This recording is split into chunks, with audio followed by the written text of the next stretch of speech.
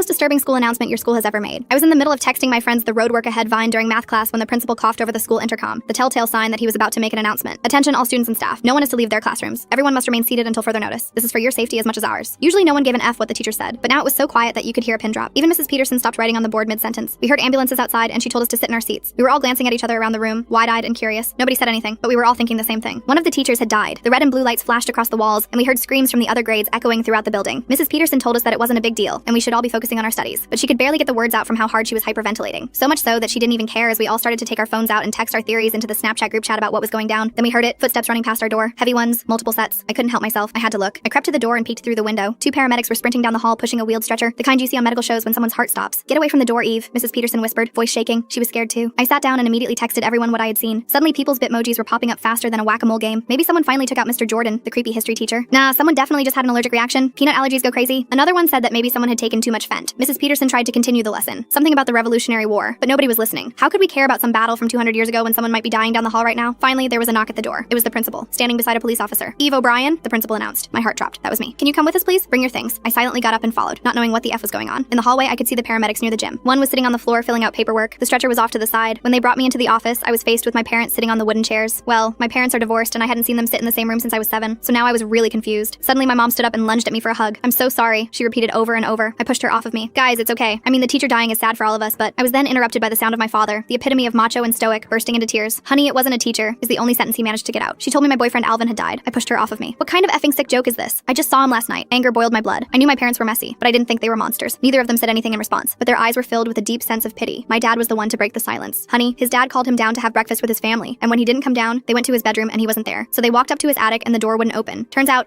it was stuck on his body. He had committed rope." He then burst into tears again. I grabbed my VP from my pocket, not even caring that the principal was standing right there. I told them they were lying, that I had seen the stretcher and the screams. Turns out they were going to call me into the office on the intercom, but suddenly the janitor fell and broke his hip, so saving him was first priority. I looked back at my mom and saw her entire body trembling like I'd never seen before. I stuffed my mouth with the sleeve of my hoodie and screamed as hard as I could. My knees gave out under me, and the pain felt so grounding that I continued to bang my head against the floor, over and over. My parents picked me up and carried me to the back seat of the car, getting ready to drive me home. And that's when I got the text. It was Alvin. Full story on channel, link below.